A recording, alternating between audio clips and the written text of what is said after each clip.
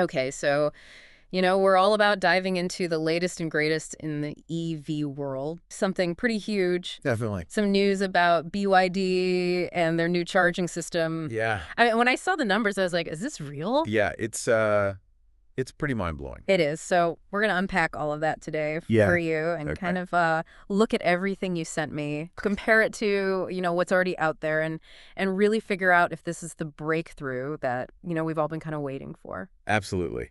I think, we've seen a lot of incremental improvements in the EV space, Right. but this is something that, really does feel like a potential step change It does. in terms of, what it could mean for the charging experience and really the adoption of EVs. Yeah, and ultimately that's what we want, right? I mean, we talk about this all the time. For sure. We want more EVs on the road. We want this to be the future. Exactly. And this might be a big piece of that puzzle. It could be a really significant piece. So let's jump right into it. 5 minutes to 250 miles. Yeah. That's what we're talking about here. That's the headline. That's BYD's claim.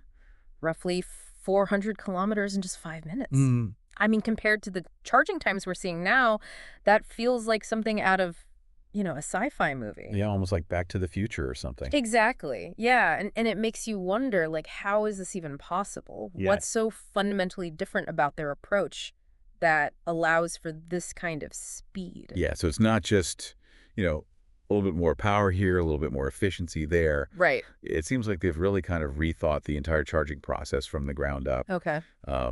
The amount of energy that can be transferred safely to a battery in such a short amount of time. Right. It really requires breakthroughs on both sides, Yeah. the charger itself and the battery's ability to actually accept that energy. Yeah, that makes sense. It's like a two-way street. Exactly. And speaking of, pumping that energy in, the source mentions a megawatt. The megawatt, yeah. Yeah, 1,000 kilowatts. It's hard to even fathom. It's a hard number to even grasp, to put that into perspective.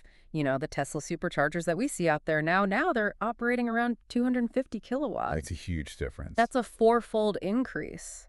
So what does that actually mean when you're sitting there plugged in, waiting for your car to charge? Like, how does that translate? Yeah, so I think a good analogy might be filling up a tank of gas. Imagine a standard gas pump that's like maybe using a garden hose. Okay. This megawatt system is like hooking up a fire hose Wow. Okay. to your car. Yeah. So the rate at which the fuel is going into your battery is just dramatically increased. So it's not just like, a little bit faster. It's like a whole different order of magnitude. Exactly. Yeah. Yeah. And theoretically, a fourfold increase in power could lead to a fourfold decrease in charging time. Right. But of course, there are real world factors that come into play. Yeah. Like the battery, can it actually handle that? Right. The battery has to be able to accept that energy that quickly. And the infrastructure, can the grid even handle that? Exactly. The infrastructure has to be there to support it. So this really does seem like a paradigm shift in terms of how much energy can be moved that quickly. It really does. Yeah.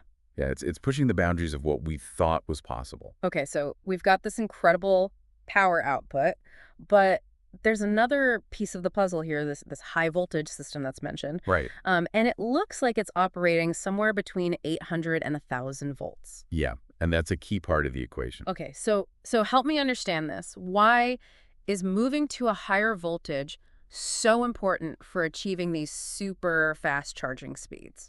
So this gets into a bit of the physics of electricity, but Sure, essentially, yeah. for a given amount of power, if you increase the voltage, you can decrease the current. Okay. And lower current means less resistance in the wires and the connections. Got it. And less resistance means less energy is lost as heat. Okay, so it's all about efficiency. Exactly. It's about moving that energy as efficiently as possible. So kind of like, if you're trying to push a lot of water through a narrow pipe, Yeah, that's a good you analogy. get a lot of friction and heat. Exactly. But if you use a wider pipe, Right. the water flows much more smoothly. Yeah, and that's what the higher voltage allows you to do. It's like using a wider pipe for the electricity. Okay, that makes sense. And we were talking about heat before. Yeah. So reducing that heat is important not just for the charging process itself, but also for the battery, right? Absolutely. Yeah, heat is the enemy of battery life. Right. So keeping things cool is crucial for making sure the battery lasts as long as possible. Okay, so it sounds like BYD has really thought this through. They're not just throwing more power at the problem.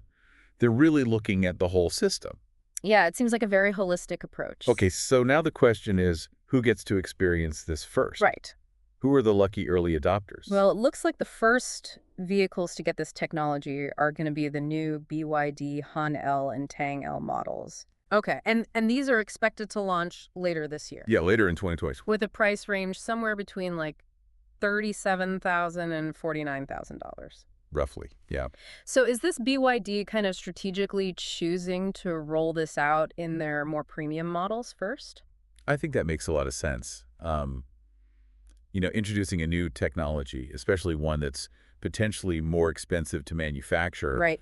in a premium vehicle, allows them to kind of test the waters, Sure. see how consumers respond. Gauge the demand. Exactly. And then potentially, scale it down to more mass market vehicles later on. Right, because the early adopters are usually the ones who are willing to pay a little bit more. Exactly. They're the ones who are excited about the latest and greatest technology, They want to be on the cutting edge. and they're willing to pay for it. Okay, so it's a smart strategy, but how does all of this stack up against what other companies are doing? We've talked about Tesla a lot. Yeah, Tesla's the big player in the EV space. And they're superchargers. So how does this compare to, Tesla's existing V3 superchargers, their upcoming V4, and even Porsche with their, Taycan 800-volt system? Yeah, so, you sent me a really helpful chart that kind of lays all this out. And the thing that jumps out immediately is just the sheer difference in power. Yeah, that megawatt number is hard to ignore. Right. BYD's 1 megawatt capacity is significantly higher than even Tesla's planned V4 superchargers, which are supposed to be around 500 kilowatts. And that's double what Tesla's doing now. Exactly. So even though Tesla's making big strides with their V4, it's still significantly less powerful than what BYD is claiming. Okay, and how does that translate into actual charging time? Well, Tesla's projecting that their V4 will be able to deliver 400 kilometers of range in about 10 minutes, Okay, which is impressive. that's pretty good. But BYD is saying 5 minutes. So they're cutting it in half again. Yeah, and if they can consistently achieve that in real-world scenarios, it's a big advantage. It's a huge difference. And it's not just about the power, it's also about the voltage. Right, we talked about that. BYD is likely operating at 800 to 1,000 volts, which puts them in line with Porsche's Taycan. Okay. And it suggests that they're really embracing this higher voltage architecture. Which is more efficient. Exactly. It's more efficient and allows them to deliver that massive power without generating excessive heat. Okay, so even with Tesla, constantly innovating and pushing the boundaries, it seems like BYD is positioning themselves as the leader. At least when it comes to charging speed. At least in terms of charging speed, it's pretty remarkable. It is. And it makes you wonder, what are the implications of this? Right, because it's not just about, bragging rights. No, it's not just about having the fastest charger. It's about what this means for the broader EV industry. Exactly. So let's talk about that. What kind of impact could this kind of ultra-fast charging have on, the wider adoption of EVs, the whole industry? Right. The source talks about things like, reducing range anxiety, maybe even accelerating the transition to EVs and putting more pressure on other car companies to keep up. Yeah, all of those are really important factors. So in your view, which of these potential ripple effects is the most significant? I think, if we look at what's holding people back from buying EVs, range anxiety, charging anxiety, those are always at the top of the list. Yeah, they're real concerns. And if BYD can truly deliver on this promise of near-instant charging, Right. Making it almost as quick as filling up a gas tank, Right. that could be a game changer. It could tip the scales. It could really tip the scales and convince a lot of people who are on the fence. And that would put pressure on other companies, right? Absolutely.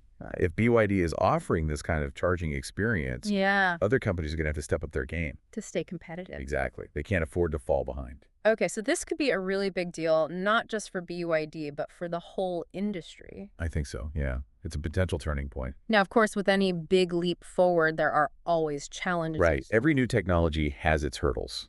So what are some of the hurdles that we might encounter with, trying to roll out this ultra-fast charging technology on a large scale? Yeah, so the source mentions a few things.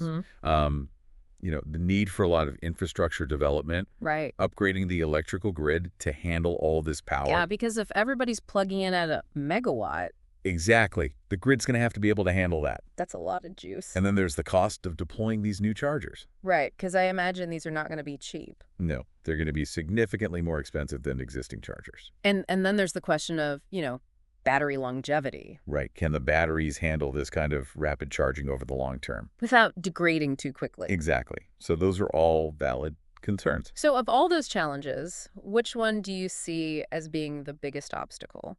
I think in the near term, the infrastructure is going to be the biggest hurdle. Really?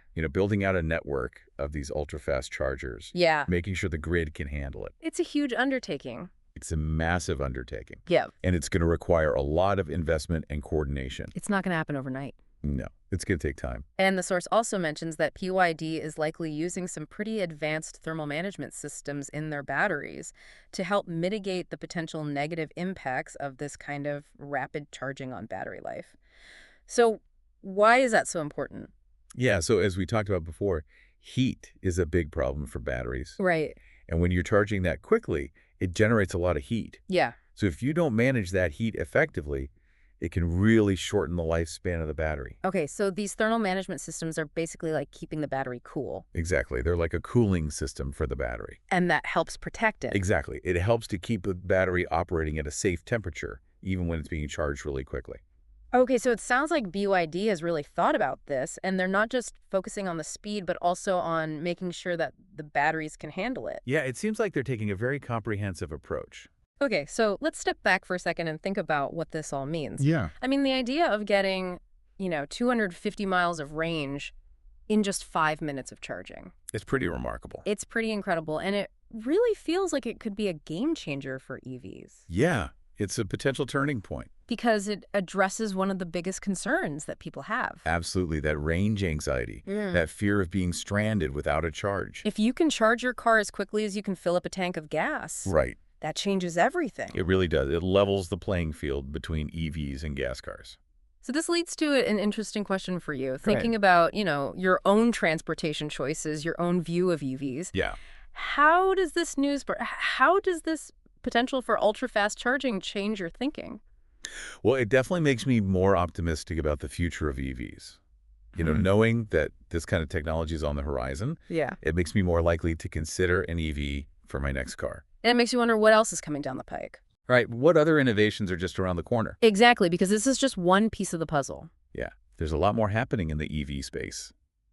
Battery technology is constantly improving. Self-driving capabilities are advancing. The infrastructure is being built out. It's a really exciting time to be following this industry. It is, and we're going to be here to cover it every step of the way. Absolutely. So stay tuned for more deep dives into the world of EVs. We'll keep you up to date on all the latest developments. And who knows, maybe one day we'll all be driving around in cars that charge in 5 minutes. I would bet against it. Thanks for joining us today. It was my pleasure. And we'll see you next time for another deep dive. Sounds good.